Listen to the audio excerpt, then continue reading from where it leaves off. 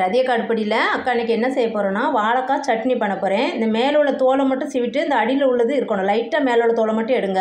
இந்த தோல் இருந்தால் ரொம்ப நல்லது தான். துவர்ப்பு தன்மை இருக்கும், நம்மளுக்கு ரொம்ப நல்லது. இந்த நல்லா கழுவிட்டேன்க்கா, கழுவிட்டு தோலையும் எடுத்தாச்சு. இது நல்லா பொடியாக நறுக்கிக்கலாம். வாழைக்காய் பிடிச்சவங்களுக்கு இந்த சட்னி ரொம்ப ரொம்ப ரொம்ப பிடிக்கும். எங்கள் வீட்டில் செஞ்சு நாங்கள் சாப்பிட்டுட்ருக்கோம். ரொம்ப டேஸ்டியாக இருக்கும். இது எப்படி பண்ணுவோம் பார்ப்போம் வாங்க. இது நல்லா மெலிசாக கட் பண்ணிக்கலாம். அவ்வளோதான் அக்கா, கட் பண்ணிட்டேன். எவ்வளோ மெலிசாக கட் பண்ணியிருக்கேன் பாருங்கள். அக்கா இந்த மேல் தோலே எடுக்கவே மாட்டேன். எந்த குழம்புல போட்டாலும் புளிக்குழம்பு, கருவாட்டு குழம்புல போடுவேன், குடல் குழம்புல போடுவேன். ரொம்ப ரொம்ப டேஸ்டியாக இருக்கும். ஆனால் இந்த தோல் எடுக்கவே மாட்டேன். லைட்டாக மேல்டாப்ப தோலை எடுப்பேன், அவ்வளோதான். இந்த உள்ள வரைக்கும் அந்த தோல் அக்கா எடுக்கவே மாட்டேன். அதில் ஒரு நம்மளுக்கு துவர்ப்பு தன்மை இருக்கும். ரொம்ப டேஸ்டியாக தான்ப்பா இருக்கும். இது அவ்வளோதான் கட் பண்ணி வச்சுருக்கிறேன். வாங்க செய்வோம் சட்னி. அவ்வளோதான் அக்கா, ஒரு வடை சட்டியில் 1 ஸ்பூன் போல் ஆயில் விட்டுருக்குறேன். இப்போ நம்ம இதில் வதக்கிறதுக்கு 3 பச்சை மிளகாய் எடுத்து வச்சுருக்கேன். நீங்கள் காரத்துக்கு ஏற்ற மாதிரி ஒரு மீடியம் சைஸ் பெரிய வெங்காயம் கட் பண்ணி வச்சுருக்கேன். அந்த வாழைக்காய் நீங்கள் காரம் கொஞ்சம் கம்மியாக வேணும்னா ஒரு பச்சை மிளகாய் குறைச்சிக்கோங்க. இது அப்படியே நல்லா வதக்கணும். இப்போ இதுக்கு தேவையான கல்லுப்பு இதிலே போட்டிருக்கேன். ஒரு 1/4 ஸ்பூன் கல்லுப்பு. நீங்கள் டாட்டா சால்ட் இருந்தாலும் தூள் உப்பு இருந்தாலும் போட்டுக்கோங்க. இது நல்லா வதக்கி கொடுக்கணும். ஆயில் பத்திரம்லாம் லைட்டாக ஊற்றிக்கோங்க. அவ்வளோதான், வாழைக்காய் வதங்கிருச்சு. அது வதங்கிருச்சா பார்க்குறேன். இங்கே பாருங்கள், நிறம மாதிரி இருக்குது. இது எப்படி கட் பண்ணால் நம்மளுக்கு கட் ஆகணும். இந்த கட் ஆகிருக்கு பார்த்தீங்களா? அவ்வளோதான். இப்போ அடுப்பு ஆஃப் பண்ணிட்டு அதை பிளேட்டுக்கு மாற்றிடும். இப்போ அதே வடைச்சட்டில் அக்கா ஒரு 4 சொட்டு தான் இருக்கும் ஆயிலு. அதில் கொஞ்சமாக ஒரு 1/2 ஸ்பூன் கடலைப்பருப்பை போட்டு லைட்டாக வறுத்து எடுத்துக்கலாம். லைட்டாக வறுத்தா போதும். கருக விடாமல் இருக்கணும், அவ்வளோதான். கடலைப்பருப்பு வெந்திருக்கிற மாதிரி வெந்திருக்கணும். சிம்மில் வச்சே வறுத்தரலாம்.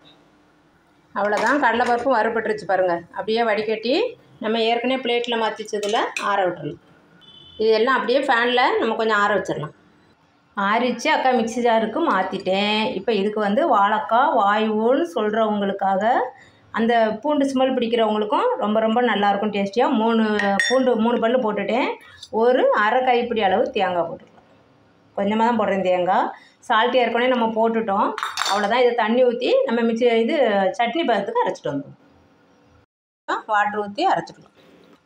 ரொம்ப நைஸாக அரைக்க வேணாம். அவ்வளோதான்ப்பா, இந்த பதத்துக்கு அரைச்சா போதும். ரொம்ப நைஸாக அரைக்காதீங்க, வாழைக்காய் சட்னி விழுவிழுன்னு ஆயிரும். மாற்றியாச்சு. இப்போ குட்டியாக ஒரு தாளிசம் போட்டுக்கலாம். அக்கா தாளிப்பு கரண்டியில் கொஞ்சமாக ஆயில் விட்டுருக்கேன். இதில் ரொம்ப சிம்மில் வச்சுக்கோங்க. ஒரு 1/4 ஸ்பூனு சோம்பு.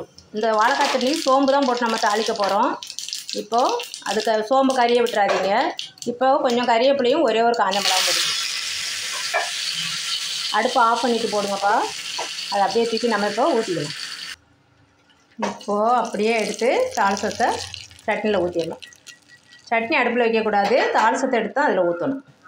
கொட்டியாச்சு. ரொம்ப ரொம்ப ரொம்ப சூப்பராக இருக்கும். இந்த சட்னி செஞ்சு பாருங்கள். பார்த்துட்டு அக்கா கமெண்ட்டில் சொல்லுங்கள் எப்படி இருந்துன்னு சொல்லி. ரொம்ப ரொம்ப ரொம்ப இது நான்வெஜ்ஜி சட்னி மாதிரியே இருக்கும். நம்ம சோம்பு தான் போட்டு இதுக்கு தாளிக்கணும், வேறு எதுவும் போட்டு தாளிக்கக்கூடாதுப்பா. கடுகு உளுத்தம்பருப்புலாம் போட்டு இதுக்கு தாளித்தா அந்த வாழைக்காய் சட்னி ஆஃபீஸ் போகிறவங்க, ஸ்கூலுக்கு போகிற குழந்தைங்களுக்கு இந்த வாழைக்காய் சட்னி நம்ம பூண்டு போட்டிருக்கோம், வாயுன்னு யாருமே யோசிக்காதீங்க. சோம்பு தாளிக்கிறதுனால நல்ல ஜீரணசக்தி ஆயிரும். இதில் கொஞ்சம் கீ போட்டு ரைஸை போட்டு பரட்டி பிள்ளைங்களுக்கு வச்சு கொடுத்து அனுப்புங்க. சூப்பராக இருக்கும். சைடிஷ் ஏதாவது ஒரு அப்பளம் வறுத்துக்கிட்டா, ஒரு வடகம் வறுத்துக்கிட்டால் கூட போதும். அவ்வளோ டேஸ்டியாக இருக்கும்.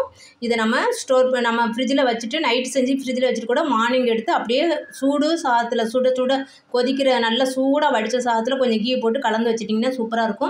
அதேமாதிரி இப்போ நீங்கள் ஆஃபீஸ்க்கு எடுத்துகிட்டு போனாலும் அந்த ரைஸ் சூப்பராக அப்படியே இருக்கும். கோகனட் தேங்காய் நம்ம அவாய்ட் பண்ணாலும் பண்ணிக்கலாம். சூப்பராக இருக்கும்பா. இது செஞ்சு பாருங்கள். பார்த்துட்டு அக்கா கமெண்டில் எப்படி இருக்குது சொல்லுங்கள்.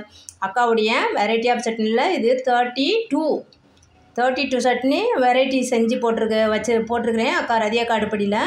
வீடியோவில் போய் பாருங்கள். உங்களுக்கு எந்த சட்னி ரொம்ப பிடிச்சதுன்னு செஞ்சு பார்த்துட்டு அக்கா கமெண்டில் சொல்லுங்கள். தேங்க்யூ. கண்டிப்பாக இந்த சட்னியை செஞ்சு பாருங்கப்பா.